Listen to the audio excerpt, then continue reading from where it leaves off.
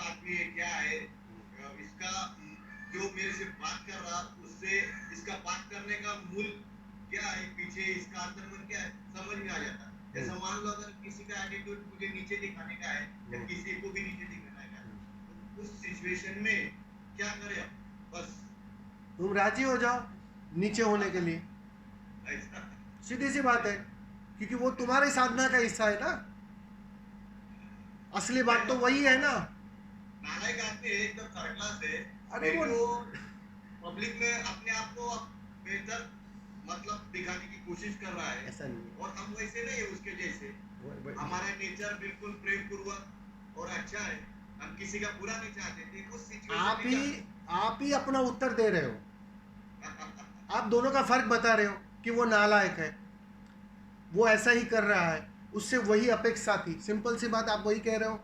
और आप बोलते हो हम तो प्रेमपूर्ण व्यवहार करते हैं, हम थोड़े गहरे ध्यानी हैं, एक समर्पण का भाव है, एक स्वीकार भाव है। बस उस स्वीकार भाव को थोड़ा और बड़ा कर दो, स्वीकार करो उसकी बात को। ठीक है, अगर तू बोलता है मैं ना समझूं तो मैं राजी हूं उसके लिए। एक बात समझ लेना, तुम ना समझी के लिए राजी हुए तो तुम्हें फायदा होगा, तुम अपनी यात्रा में और आगे बढ़ोगे। लेकिन अगर तुमने उससे तू मैं की, तर्क ये वितर्क किया है। ये बाहर की टेक्निकल बात कर रहा हूँ मैं, आध्यात्मिक नहीं है। हाँ, ये पब्लिक में हम चार लोगों में कहीं फंक्शन में जाते हैं या कहीं जाते हैं, तो कोई भी अपने आप को थोड़ा एटीट्यूड ऐसा दिखाता है कि बस मैं कुछ इससे थोड़ा बेहतर हूँ। नहीं, लेकिन और किस संदर्भ में? देखो देखो, एटीट्यूड तो दो तरह से हो सकता है। एक तो बाहर धन के संबंध में एटीट्यूड हो सकता है कि उसके पास धन ज़्यादा है तो वो ज़्यादा अपनी हाँकता है, और एक बहुत ज्ञानी है, समझदार है, अक्लमंद है, पंडित है। अपने आप को हाँ, तो सीधी सी बात है ना। पंडित में वही तो माँ को समझाया मैंने कि पंडित से बहस करके करोगी क्या, क्योंकि पंडित की अपनी पीड़ा है, इस बात को तुम समझो। पंडित को भ्रम है कि मुझे पता है, और रियलिटी में उसको अनुभव नहीं है। आप बात समझ रहे हो? उसे वो भ्रम है कि मैं तो सब जानता हूं, और मुझे वो स्वाद भी, वो आनंद भी उपलब्ध नहीं है। तो कहीं तो चूक हो रही है। अब उस चूक को वो समझने को तैयार नहीं है। और एक बुद्ध है, एक जागा हुआ है, एक प्रेमी है, वो मस्ती में है, और वो कभी दावा नहीं करता कि मुझे पता है। वो मस्ती में जीता है, वो उस आनंद को प्रतिपल जी रहा है। उसकी व्याख्या वो कर पाए तो भी ठीक, व्याख्या न कर पाए तो भी ठीक। कितने सारे बुद्ध हैं जागे हुए हैं, जिन्होंने बोला ही नहीं, जिन्होंने बताया ही नहीं, मस्ती में जिए और विदा हो गए। तुम्हारे मेरे जैसे उनके करीब गए, कुछ पूछा तो उत्तर दिया, नहीं पूछा तो कोई चिंता नहीं है उसे कि मैं सामने वालों को ठीक ही कर दूं। समझ रहे मैं क्या बोल रहा हूं? वो आतुरता भी नहीं थी, तो उसकी संख्या तो बहुत बड़ी है, 95%। कुछ है गिने चुने जो बताने की कोशिश करते हैं या बता पाते हैं, कि कुछ है गिने चुने। तो ये होगा ही, ये सिंपल सा विज्ञान है। एक बात समझो, ऊर्जा का ये नियम है, अस्तित्व हमेशा बैलेंस करता है। यहां जब ऊपर की ऊर्जा, तो बिल्कुल उससे विपरीत नीचे की ऊर्जा मौजूद हो जाती है। वो काटते हैं एक दूसरे को।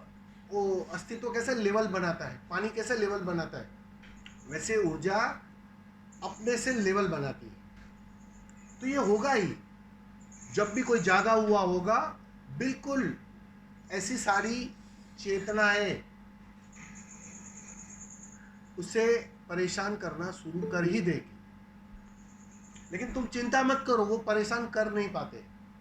जी जी, अपना अपना आगे बढ़ो। नहीं नहीं, वो उनकी यात्रा का हिस्सा है। इसलिए आपने गौर किया, ओशो को जिन जिन्होंने गाली दी, जिन जिन्होंने जिनको ओशो को नाराजगी जाहिर की, जिन्होंने, वो ओशो के सबसे करीब आ गए। ये कभी गौर किया आपने, क्यों ऐसा हुआ? ये विज्ञान है, ये ऊर्जा का विज्ञान है। वो विपरीत के वजह से आकर्षित हुए। जिनको जो समझना है समझे, उनका मन है, अपना अपना यात्रा बिल्कुल, वो व्याख्या वही करेंगे ना। अब जो जिस तल पर है उसी तल की भाषा समझेगा ना। अब पंडित को ज्ञानी की भाषा कैसे समझ में आएगी, किसी बुद्ध की भाषा कैसे समझ में आएगी? क्योंकि उन्होंने तो समझा है कि मैंने पढ़ लिया तो मैंने जान लिया, वो पंडित हो गए। अब पंडित की पीड़ा भी है, क्योंकि उन्हें उसके जानने का भी भ्रम है और अनुभव की कमी है, स्वाद तो है नहीं अपना। तो वो कैसे स्वीकार करेंगे कि सामने वाला स्वाद से भरा है? भले उसने जाना नहीं है, भले उसने पढ़ा नहीं है, लेकिन उसका अपना स्वाद है। वो स्वीकार करना बहुत कठिन होता है, और पुराने पंडितों को ज्यादा कठिन होता है। अब समझ रहे हो इस बात को? बस ये होता है। स्वामी जी, ये जो आप बात कह रहे थे, इसमें एक बात अक्सर मेरे दिमाग में आती है कि आखिर ऐसा क्यों होता है कि अलग अलग लोगों का चेतना का स्तर अलग होता है? क्या क्या अलग अलग अलग अलग लोगों के चेतना का स्तर अलग ही होगा ना। नहीं, स्वामी जी चेतना तो एक ही है, शायद अंतर्मन नहीं, अलग अलग। स्वामी जी अभी आप कह रहे थे ना कि हर इंसान अपने तल पे समझ सकता है, तो वही वही मेरा प्रश्न था कि हर किसी के चेतना का स्तर अलग क्यों? अलग, चलिए मान लीजिए होता है, वो एक हिसाब से एक बराबर लाया जा सकते हैं? नहीं, अरे वही तो मैं बोल रहा हूँ। यस, इस बार आया है ना, तो पिछली बार से कुछ पढ़ लिख कर आया है। भले चौथी कक्षा तक पढ़ा है, इस बार 5वीं कक्षा की वो पढ़ाई कर रहा है।